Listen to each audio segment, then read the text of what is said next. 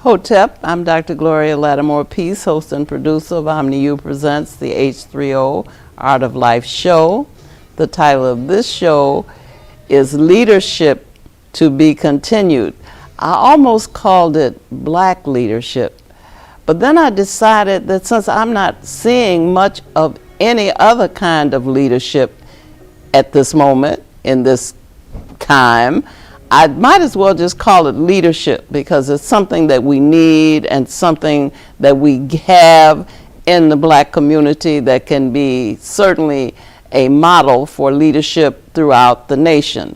And I have with me someone whom I've worked with and whom I've actually had on the show previously in a show called Leadership, and it was Leadership Part 2. So now that I have Dr. Conrad W. Worrill in the audience, in the studio, I want to greet you. Glad to be here again, Dr. Gloria. I'm glad to have you here, and the thing about being glad to have you here is that I can go through a lot of stuff with you, but I don't have to do it because you have a memory that is phenomenal. And so all I have to do is start somewhere and let go. So I'm going to start with a tribute that was done to you in 1987. And it was done at a place that I'm not even sure that still exists. It's called the Copper Box. Yes, that was quite an event. Right. And I'm looking at some names, and I want you to say something about a couple of these names that I see here. I'm looking at Brother Lou Palmer. I'm looking at Brother Hannibal Afrique. I'm looking at Dr. Anderson Thompson and Brother Walter Worrill, your father. Yes. Brother Haki Madibouti. I think I want to start with your father, because he was quite an illustrious person in his own right. Indeed, my mother and father. My father was born in Covington, Georgia, May 12th, 1914. And he was, I think, the 10th of 12 children. And his mother and father his father was Oscar Worrill, and his mother was Mary Fleming Worrill. So that was a farming community, and my grandfather, it was discovered that he was selling moonshine in Covington in 1920. And the white people put a hit out on him. And my grandmother's sister had already arrived in Pasadena, California, because Pasadena was emerging at that time as sort of a resort area for wealthy white people who were building mansions and what have you. And many of them took their black workers, their maids and so forth, and butlers and groundskeepers with them. So my grandmother's sister arrived in Pasadena in 1909. So they were aware of that. So they contacted her. And as family history goes, she sent enough money, $40, to get my grandfather on a freight train to Pasadena, California in 1920. And over a period of time, many of the older boys in the family had left already. But the children who remained at home, over a period of time, he was able to relocate the Worrill family to Pasadena, California. So my father arrived in Pasadena, California, I believe at the age of 13 in 1927. So my father grew up in Pasadena, California, 10 miles outside of Los Angeles, the home of the Rose Bowl and the Tournament of Roses Parade. And interestingly enough, the person that my father met the first day to Lincoln Elementary School was Jackie Robinson's oldest brother, Mac Robinson, who eventually in 1936 won the silver medal in the 200 meters in Berlin, Germany, to Jesse Owens, who became my father's best friend in life. So my father went to Lincoln Elementary School in Pasadena, ended up going to John Muir High School and got involved in athletics, and I guess he emerged as kind of a leader type person. And in 1934, my father, Mac Robinson, my father's youngest brother, Brainerd, a man by the name of Mr. Cunningham, and a white boy named Sangster, won the state track and field championship in Palo Alto, California, by a quarter of a point in 1934. So my father was a track man and an athlete. And from John Muir High School, my father went to Pasadena Junior College. It was one of the elite junior colleges. The junior college movement, interesting enough, grew in the western part of the United States. So they had these elite junior colleges that many of the wealthy white children would send their children to, and they would end up going to UCLA or USC, etc. So upon completion of his junior college Associate of Arts, my father didn't have any money to go to complete a bachelor's degree. So he organized, along with his brother and his father and another relative, a landscaping business. And he went around doing the lawns of wealthy white people in Pasadena.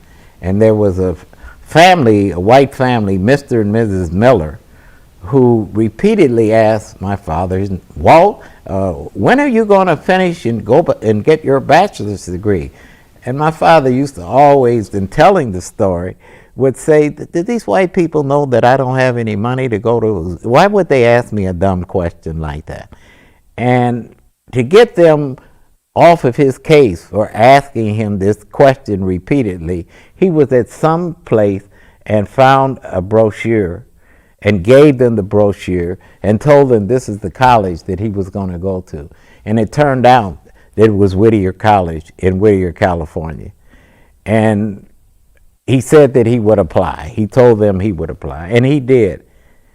This white family paid my father's tuition to finish Whittier College, in which he finished, I think, around 1940 or 41, where Richard Nixon was a student at Whittier College.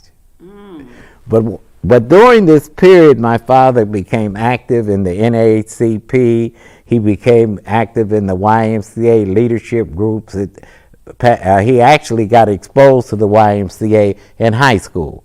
And so upon completion of Whittier College, he was selected to be the director of the 28th Street YMCA, the Colored Y, as they called it during that time, in Los Angeles, which was serving as a place for troops going back and forth during World War II, and that's how he got his deferment. So my father began his career as a career professional YMCA executive. However, in his leadership in the Pasadena YMCA, in Brookside Park, near the famous Rose Bowl, there was a policy called the plunge. And black people could only swim in this public swimming pool 2 days a week, and they would drain the pool. So my father, through his role in leadership in the NAACP in Pasadena, filed a lawsuit against the city of Pasadena. I think this was around 1940, if my memory serves me correctly. And they won the lawsuit. And rather than the city of Pasadena adhering to changing the policy, they closed the swimming pool and did not open it until 1948. So I have kind of a rich family history associated with my father, because Jackie Robinson, the black athlete who broke the so-called color barrier, my mother sang in his wedding in 1946, and she was friends with his wife. So the Robinsons and the Worrills were the early black settler families in Pasadena, whose families interacted and interrelated. I have in my archive 2 postcards from Max Robinson as he made the U.S. Olympic team from Pasadena Junior College in 1936, on his way to Berlin on the ship with all the Olympic athletes, and he had sent greetings to my father. And then after the Olympics, he had this postcard that said, "Dear Walt, I'm honored to place second to the great Jesse Owens. He ran one hell of a race. I'm on my way to a track meet in Sweden. Tell the family I said hello and please meet me at the train station." So Mac Robinson didn't get the accolades of his younger brother Jackie, but Glory, one time I was invited to speak, and I know I'm all over the place, but this is a heck of a story when you ask about my father. I was at the University of Oregon, and the black students invited me to speak. This is like in the 90s. And I was walking around trying to get myself thoughts together, and the speaking engagement was in the back hall, banquet hall of the athletic administration facility. It was a brand new building. And I'm walking around, and I ran into the University of Oregon Athletes Hall of Fame.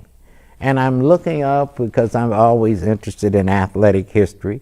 And Mac Robinson's picture was up there. And I said, Mac Robinson, 1937, NCAA champion, 220 in the long jump. Well, I called my daddy. I said, "Daddy, why didn't you ever tell me Mac went to University of Oregon after the Olympics?" He said, "I did, boy. You so hard-headed you didn't listen." So my father was quite a man, to say the least. And so in the late 1940s, he was recruited to come to Chicago to head up the historic Wabash YMCA. And I have in my possession, in my father's archives, about a year and a half correspondence between the YMCA of Metropolitan Chicago and my father negotiating with him coming to Chicago to head up the historic Wabash Y at 3763 South Wabash. So in 1950, well, let me back up. So the YMCA in Pasadena, after the war was over with, hired my father as the first black professional of the YMCA, and he was the Boys Work Secretary of the Y in Pasadena, California.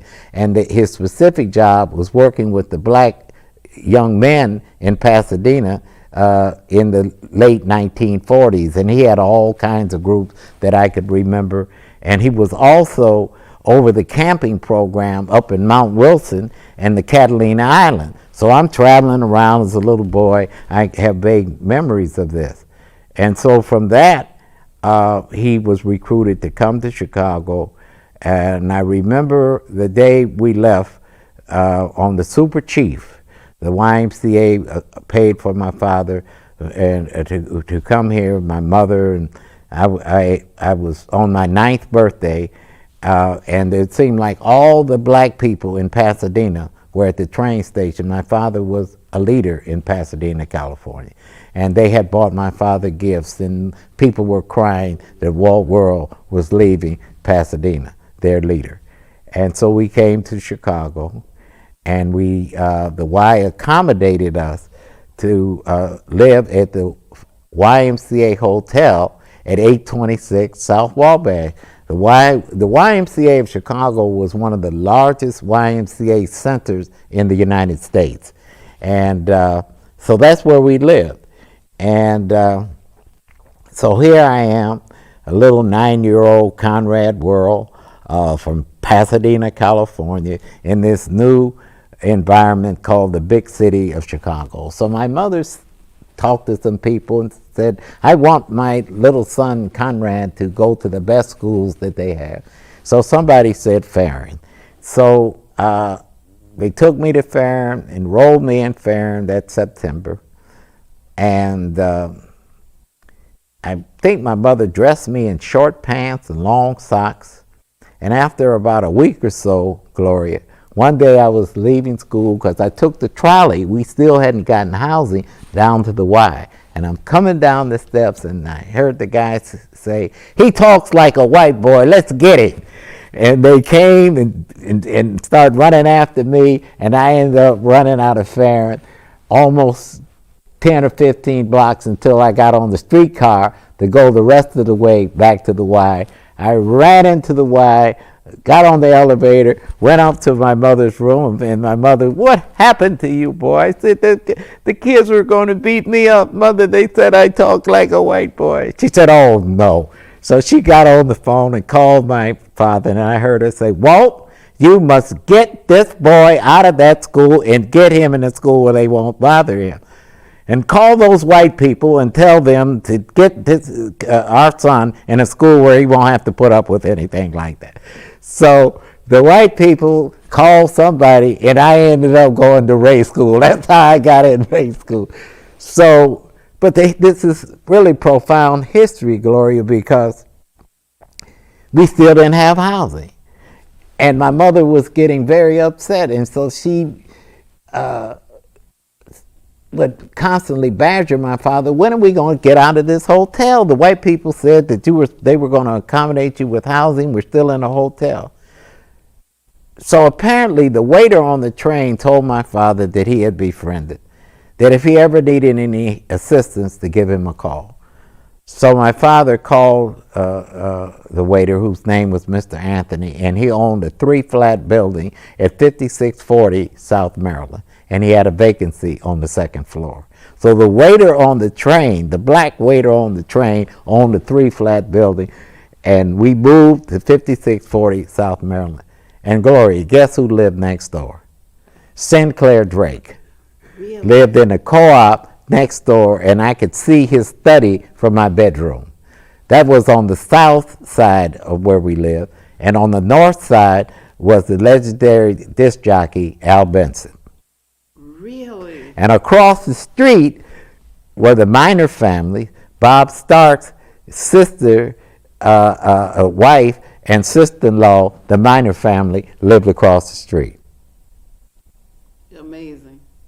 That's amazing. I'm wondering about your father and all the relationships he had with the young men who came through the Wabash Y, because I bet some stellar figures came out of that. Well, let's do back, a roll call. I can't think of the names, but one person I can think of is Dr. Robert Sadler.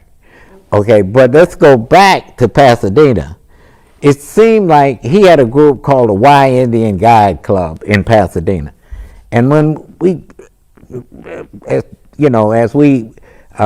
years went by, it seemed like every year one of the young men my father had mentored in Pasadena, they were either in college or in the military, passing through Chicago, and it seemed like on a regular basis they were coming by our house to see my father and to thank my father and to eat with us and to tell my father what an impact he had on them in their life. This was just a repeated part of my memory in terms of my father's involvement with young black men. So I think it's countless. It's many of the people you probably don't know, but Roy and Fred Lewis, you have that area right around the Y. There were many young men who were indigent, and somehow or another my father was able to hire them, then give them a stipend and bring them into YMCA programming, and in some cases assist them in going to college. So I remember these two brothers, Fred and Roy, who went to Central State, and they were football players. And during the early 50s, there was a famous football game between Central State and Wilberforce at Comiskey Park. 40,000 black people in the stands at what is now U.S. Cellular. They changed the name. And so Fred and Roy went on to be very successful. Earl Aldridge, I can't even... Kenneth Smith, you remember Dr. Kenneth Smith? I do. My father recruited Dr. Kenneth Smith to come and work at the Wabash Y. Do you remember Othello Ellis? Of course I remember. My father recruited Othello Ellis, yes, to work. They both worked for my father at the Wabash YMCA.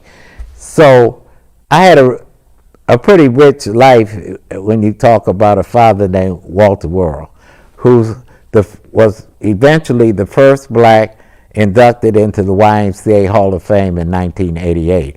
He retired from the Y in 1980. When they built the Washington Park YMCA, he took that over. And in 1971, they recruited him to go east to become the Mid-Atlantic director of the YMCA. He was over 5 states in Puerto Rico, where he retired from the Y in 1980. Walter. So now that you are retiring, what is your legacy? What are you leaving in your wake? Well, let me tell you a story. You know, well, first of all, in 1955, in August, when the word went out that Emmett Till had been brutally murdered in Money, Mississippi, Emmett Till was 15 years old, and I was 15 years old. And the organizing around support for Emmett Till's mother took place at Al Benson's house.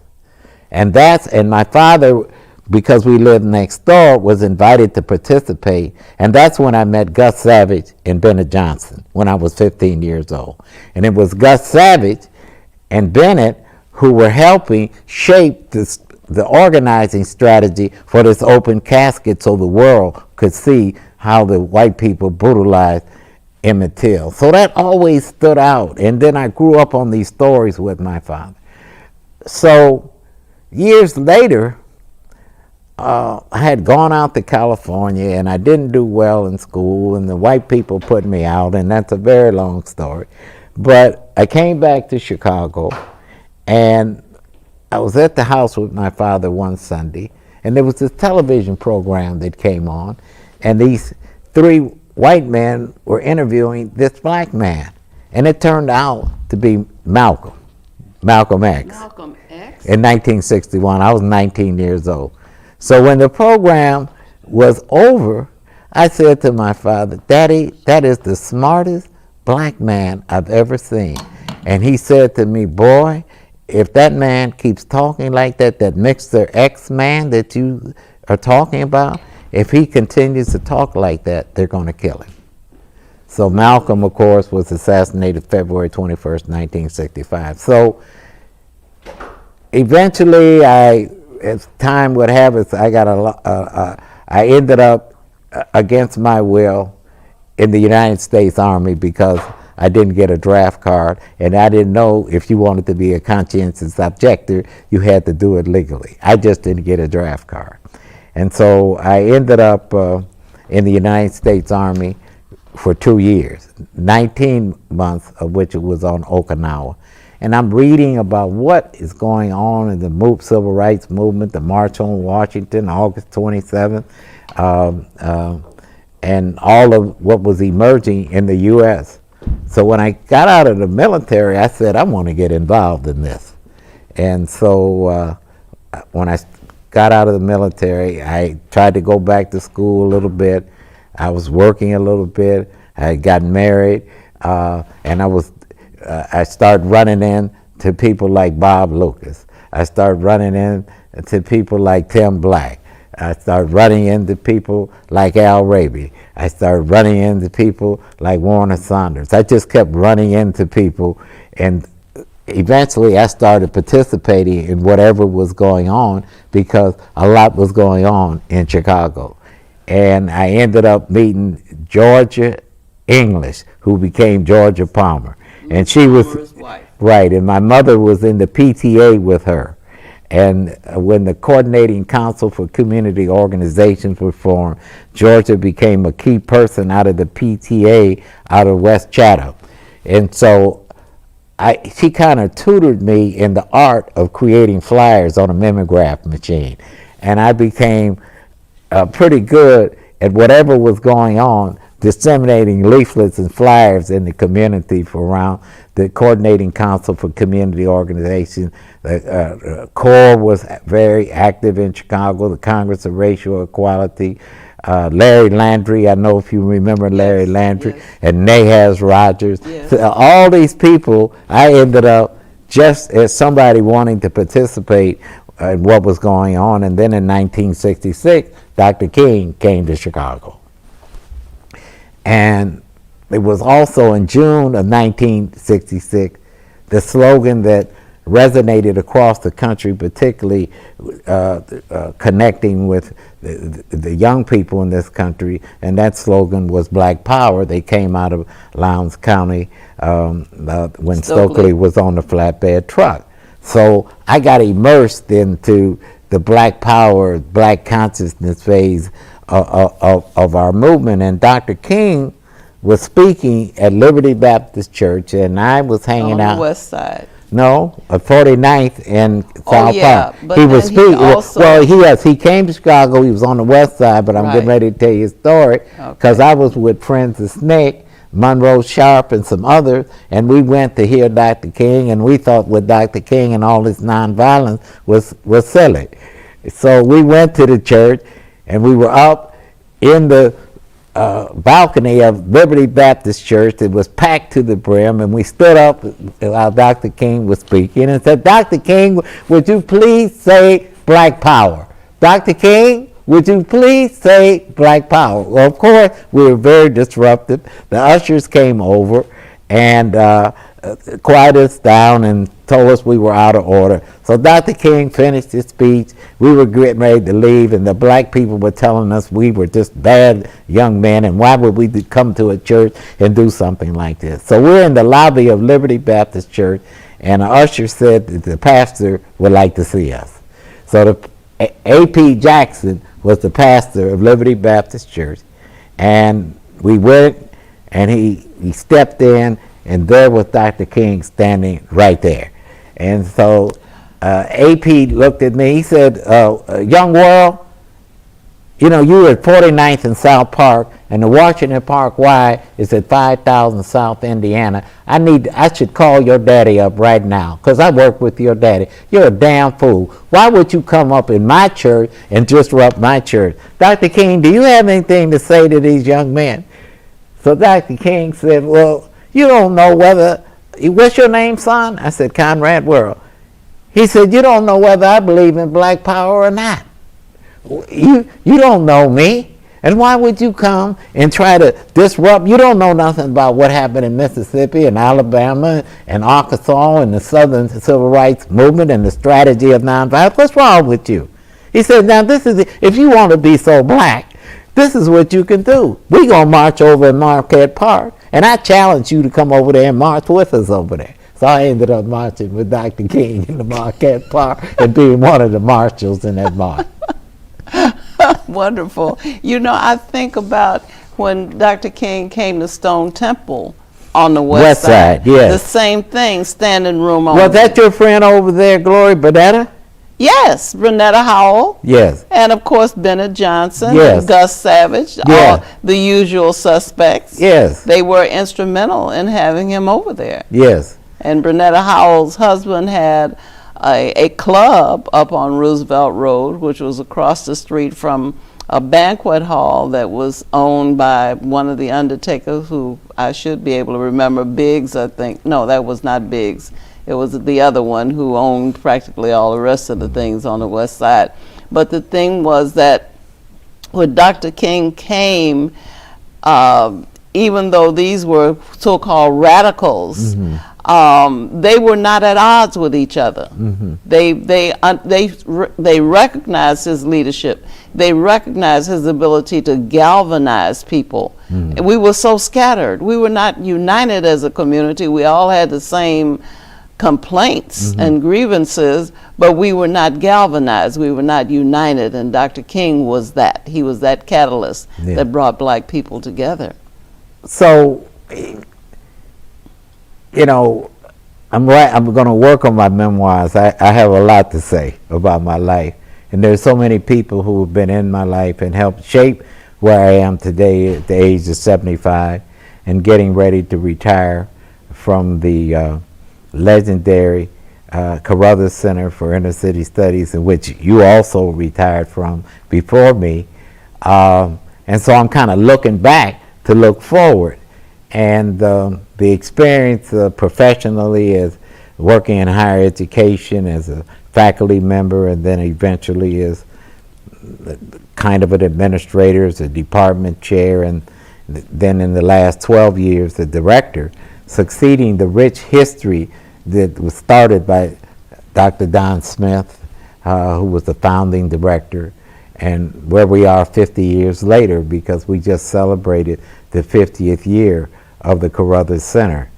So that is real hard to believe, that the Carruthers Center has been in existence for 50 years. Yes. And it has turned out, how many?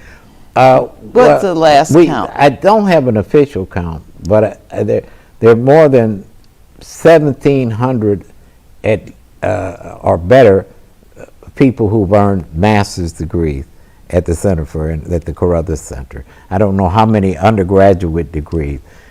Before I leave in the next couple of months, I'm going to get that data.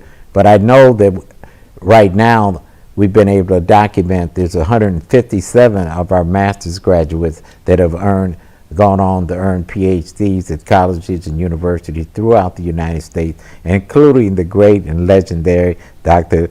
Lattimore Pease, who was a graduate and went to Northwestern and was one of the early graduates to earn a PhD. And one of the few graduates to come back and become a member of the faculty. The only graduate that I'm aware of. Okay. Yes. Well, that was. How did you come to the Center for Inner City Well, Studies? okay, Gloria, it's so crazy. Okay, I was involved in a lot. I was working with the Panthers. I finally got a degree and ended up at George Williams College in the western suburbs.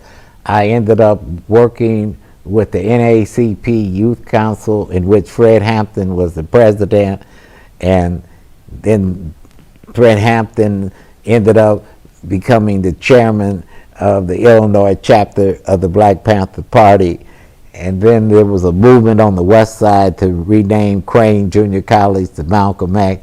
And somehow I was in all these movements in Chicago trying to finish my degree. And Dr. King's assassination, April 4th, 1968. So I ended up working at the Sears Y on Arthington and Kedzie as the program director, working with the Vice Lords, the Roman Saints, and the Four Corner Hustlers, and this, that, and the other. And I was deeply involved, I guess, in what you call community organizing and youth programming work, and had gotten deeply in the Black Power Pan-African nationalist movement that had strong impact. I had heard of Dr. Bobby Wright. I had met Dr. Harold Page somewhere. But this iconic figure by the name of Abner Joan Brown reached out to me because a group emerged in Chicago called Catalyst. And they were made up primarily of social workers and people who worked at social service agencies who were challenging the racism in the YMCA, the Boys Clubs, Chicago Youth Centers, and other private and public youth-serving agencies. And I had gone to the meetings, and I was once again just hanging around, passing out leaflets for meetings, and really getting a tremendous OJT. So Abner Joan Brown came to me and she said, Conrad Worrill, I graduated from the University of Chicago in social work, and the door is opening, and we as alumnus have made, there's some scholarships coming down, and I want you to go to the University of Chicago. I said, Sister Brown, I'm not interested. I just got my bachelor's degree. I got my bachelor's degree to make my daddy happy. I'm not interested in going to school. I'm a revolutionary. She said, boy, you're crazy. She said, you are going to go to the University of Chicago. And I said, no, I'm not, Alvin. She said, yes, you are. So I placated her. And so September 1969, I never will forget this, Gloria. I got a call from the dean's office at the University of Chicago that there was a stipend that I had not picked up. And so I didn't want to let the people on that so Abner had enrolled me in the University of Chicago. I did not know it, and I had fellowship, and there was a stipend. So I went over there to get this check. And I asked the lady, the secretary, I said, she said, how are your classes going, Conrad? I said, oh, they're going beautiful. I left my schedule in the car. Could you let me see my schedule? And she gave me the schedule. And I said, let me go up here and sit in one of these classes that I was supposed to have been sitting in for 2 weeks. And so that's how I ended up in the University of Chicago. Really? How long were you there? 2 years. Okay. And I ended up resigning from the Y. And Charles Ross, I don't know if you remember Charles. You remember Arnita Boswell? Yes, I do. She was on the faculty. And Charles Mwanza Ross, I don't know if you remember him. No. He was out of Gary, and he had been Richard Gordon Hatcher's campaign manager when Hatcher won the election in 1967. Well, he was on the faculty. Earl Durham, you remember Earl Durham? Of course. Earl had been on the faculty a year, and he had finished his master's at the USC. So I kind of got in this network, and in 1970, in my second year at the USC, Charles Ross decided to run for Congress in Gary. That was my internship in Gary, Indiana, working for Charles Ross to become the first black congressman in Gary. He didn't win. So I finally got my master's degree. I don't know how I got it, from the University of Chicago at his legendary White Folk School of Social Work, one of the early founding schools of social work in the United States. But then I got recruited to go to the University of Wisconsin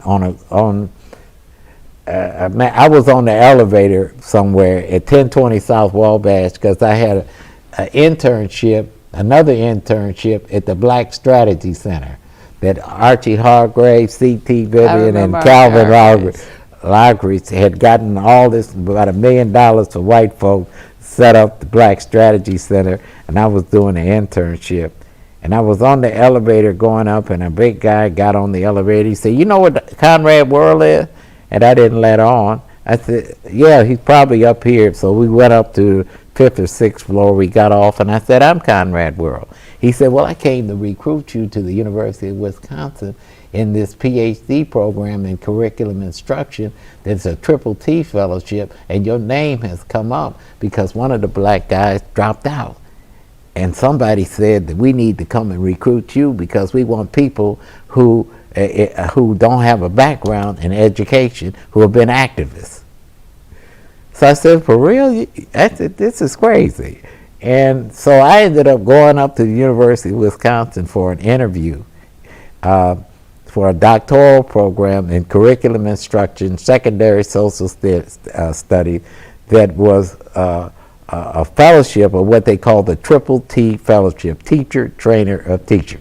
Yeah, yeah. So I finished the University of Chicago, ended up going to Madison. But while all this was going on, in 1969, when the community jumped off, that was student-led, to be an independent and alternative information and educational center for young black students in Chicago, I was coming to the center not knowing that years later I would be hired. So I finished my doctorate and ended up, I couldn't get a job anywhere in the country, Glory. Nobody would hire me. In 1973, I think I was on a white list or something.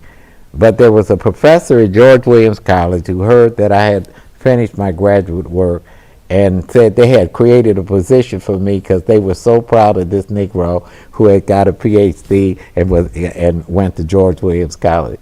So they offered me a position as a professor at George Williams College, the college I had got my undergraduate degree. And the first thing I did as a professor was to bring Jay Carruthers and Andy Thompson and Bobby Wright on the campus.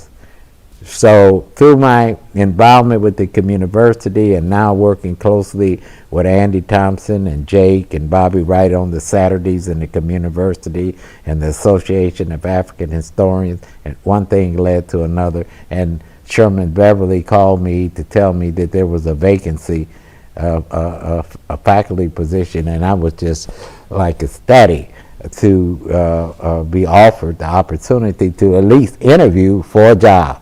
because I always wanted to work at the center. And so that's what happened. I was selected by one vote. You were probably one of them. You probably don't even remember the interview. And as I was telling you before we went on air, the other candidate was the great African-centered psychologist Kobe Cambone, who went on to create the African-centered psychology department at Florida A&M. So years later, how many years later? How many years later? How many years have you put in? 40. You put in 40. I put in 28. Okay, So I put in 40.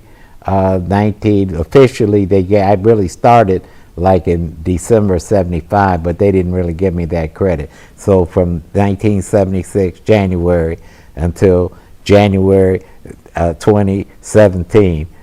December 31st, I put in 40 years, and it's. Now that's your day job, but while you had a day job, you also. Well, Glory, no one asked you about all that, but I did. want to know about the Black United Front. Well, finally. The National Black United Front. Yes, I served as the chairman of the National Black United Front for 26 years. Founded in June of 1980 in Brooklyn, New York, in the Old Armory. But prior to that, I had a lot of OJT from the 60s going into the 70s. And so now G2 Wausi, the great organizer out of Brooklyn, New York, began talking to people across the country because the movement had been disrupted. And he was saying, we need to bring something back together to create kind of a front to bring all these forces that had been disrupted through the counterintelligence program and all of that. So we met here in Chicago at Roberts Motel in January 1980 with Karinga had just gotten out of prison a few years, Imari Obadele, Mary Baraka, Hakeem Matabuti. There was a host of activists. And we met one weekend in January. I think it was late January. And then we met again in May, and it was agreed that we would create the founding convention of the National Black United Front in Brooklyn, New York. There were 1,000 activists from 34 states and 5 foreign countries. And the Reverend Herbert Daughtry was the founding acting chair. And then in 1981, we approved our Constitution and bylaws, and Reverend Daughtry was the founding chair of the National Black United Front.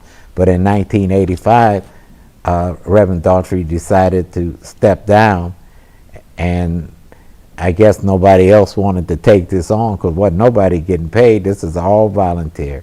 I became the chairman of the National Black United Front in Houston, Texas. And the landmark achievements of the National Black Well, we United did Front, a lot of work in Illinois Black African-centered United education. We created the National Board of Education of People of African ancestry. We were deeply involved in the reparations movement. We launched the genocide campaign to charge the United States government with genocide. I don't know if you remember that campaign, to expose the whole crack cocaine phenomenon. We tried to do what Malcolm was talking about to expose the contradictions internationally of the United States, and we went to Geneva, Switzerland, and formally tried to replicate what Paul Robeson, W. Du Bois, and William Patterson had accomplished in 1951. We came back and submitted companion petitions and complaints to the UN in New York. And that led us to hook up with the December 12th movement out of Brooklyn, New York. And for several years, we began to work with NCOBRA and other activists in the reparations movement, which led us to participate in the UN World Conference Against Racism in August of 2001.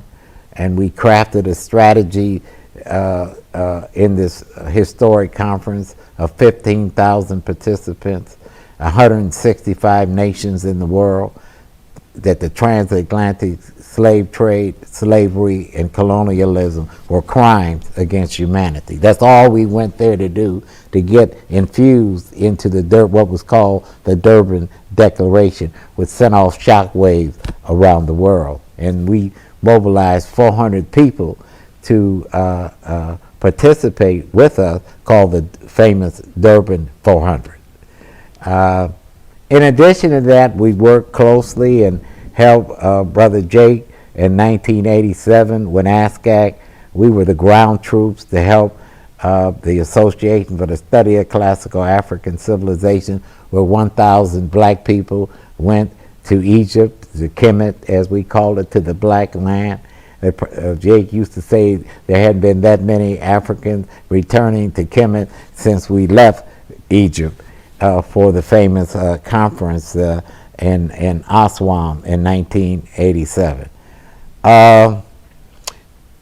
We did a lot of organizing. We worked in Harold Washington's campaign in 1982 and helped create the Task Force for Black Political Empowerment and became the ground forces for the election of Chicago's first black mayor, which was another great organizing activity that the National Black United Front Chicago chapter, because we had chapters throughout the United States. So with my activism work and my professorship work, we were quite busy.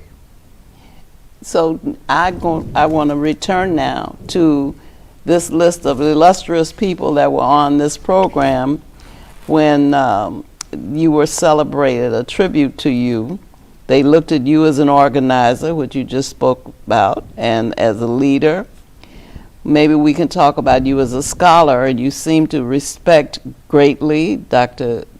Priest, Jacob H. Carruthers, and you seem to also have great respect for Bobby Wright. Yes. So tell me about your relationships with them. They were like extended fathers. I have truly, I think we overuse this word blessed, but I can truly say that I've been very fortunate to have been around some of the great minds in our movement in the country.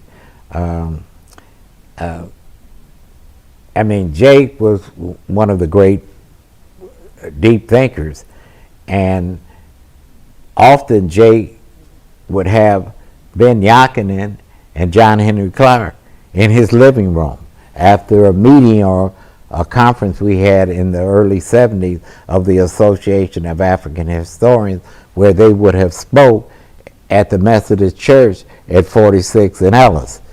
And we would stay up all night to listen to the rich history of the old scholar scrapper activists, of which Dr. Clark had emerged out of the Blyden Society at the Harlem Y in New York.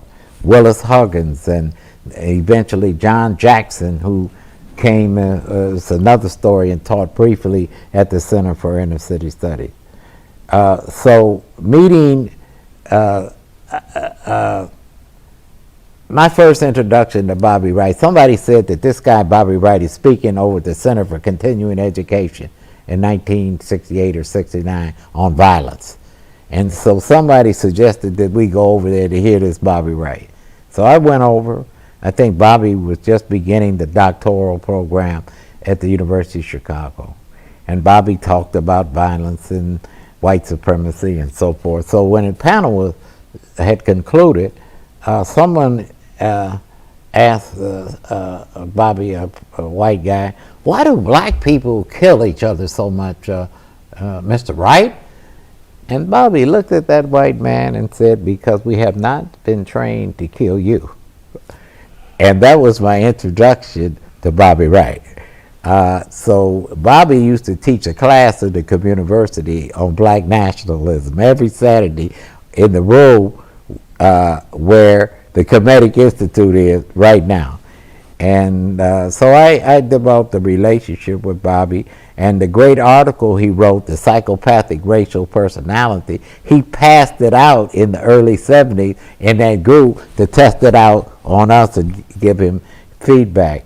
The article that Andy wrote, Dr. Anderson Thompson. Dr. Anderson Thompson, developing an African historiography. We were in the Biltmore Hotel, I think, in Baltimore in 1975. We were roommates. We were at a conference. He gave me this article and asked me to read it and give him some feedback, which is a tremendous article that everyone listening right now should read both Bobby Wright, The Psychopathic Racial Personality, Developing an African Historiography, and of course Jake's scholarship is profound in his work, The Irritated Genie, on the history of the Haitian Revolution, his pamphlet, and Science and Oppression, is back in print. It's back in print, Intellectual Warfare. So all of this intellectual activity of which you are a part of, Gloria, at the center, impacted many of us, and I'm sure you were impacted because I know working with you, we were all trying to work with many of these ideas with our students. And Dr. Margaret Burroughs Yes. was on this program, Yes. paying tribute to you, which is interesting because Dr. Margaret Burroughs is an icon. I remember. So, you know, here is an icon paying tribute to a young man. It's a great compliment Yeah. to you that she recognized your leadership. Well, you know, that was really a fundraiser. They tricked me in and used my whatever persona I had. And I was sharing with you before the show started that Harold Washington, that was in April of 1987, Harold came and gave me 10 $100 bills. That was his contribution, which I gave to the organization. But here we are, all these years later. Jake is ancestor. Hannibal Lafrite is a great ancestor. Lou Palmer is a great ancestor. Margaret Burroughs is a great ancestor. Andy is an elder in assisted living out in the suburbs. Bobby Wright left us very early, 1982. He's a great ancestor. And so I've been very fortunate to be around all these people and to try to carry on the work at the Carruthers Center through the foundation that they established. This is building on the works, the African-centered thinking and the deep thinking. And so we've impacted.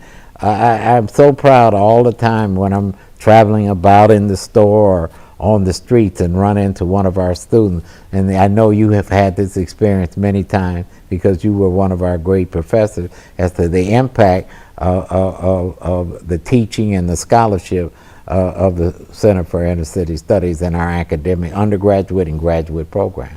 Well, we have a few minutes left. I just want you to know that I respect you as a colleague and I appreciate your support. And we were not always on the same side, but we never were disagreeable. We could disagree without being disagreeable. And I think that, you know, having had a street named for you, having had, you know, you had numerous tributes over the years, and now coming up on your retirement, which if I know you, I know that you are going to continue to be active because you can't not be active. That is, it's part of your DNA.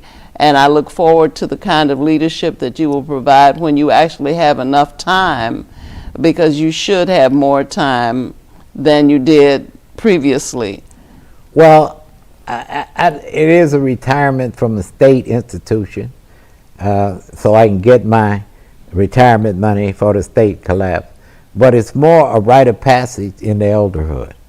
And so I have a lot of work. It's another phase in my life, and I'd like to say I've always appreciated you, Gloria, and you know that whenever I really wanted somebody to put eyes on whatever I wrote, I would always say, Gloria, would you please work with this, because you are one of the great editors and you just have a knack for writing that's very profound that I've always appreciated. I would say, Gloria, look at this, make this better than what it is. And often I would just say, Gloria, would you write something? This is what it is. And so I've really appreciated our relationship, and I'm sure it will continue beyond this stage of my life.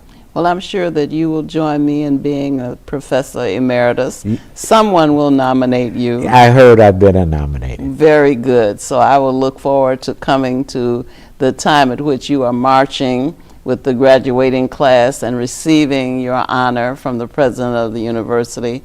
And I know that there will be more. We will hear a lot more from you because you cannot be quiet. You are not a quiet spirit.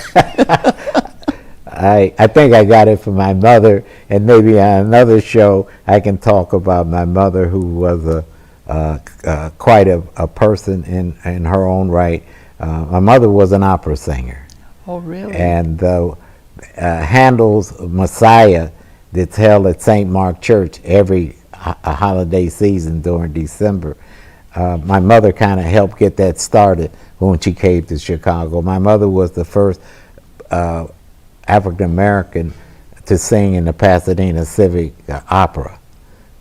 So you don't know that side of me, Gloria, but that's my mother was quite a classical singer. Well, I'm proud to have known you. I wish I had known your father, but I know that we will be, I guess, meeting in these various and sundry places that we tend to go as black people who are interested in the well-being and the welfare and progress of our people. And so I congratulate you on the occasion of your retirement, and I hope that the next thing I hear from you will be that you have finished your autobiography finally. Yes, ma'am. And it will be out so you can tell all these stories. I don't know who's going to edit it, but don't come. Don't call me. Gloria, I might have to call you, put your eyes on it, because you know you really have that gift, and you have great DNA that you passed on to your daughter, and hopefully I'm still trying to raise money for her to build that statue of Margaret Burrow on the 31st Street beach. And you tell her I